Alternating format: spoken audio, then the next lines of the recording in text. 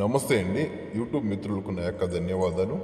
ఇది కనిపిస్తుంది కదా, ఈ చెట్టు వచ్చేసి మరుగుమందులు ఉపయోగిస్తాం. ఈ మరుగుమందు అనేది ఎవరికి పెట్టాలి, ఎందుకు పెట్టాలి అనేది మనం ఈ వీడియోలో తెలుసుకుందాం. ఎటువంటి సమస్యకైనా పరిష్కారం ఈ మరుగుమందు పెడితే చాలు. మిమ్మల్ని ఎవరైనా మోసం చేశారా?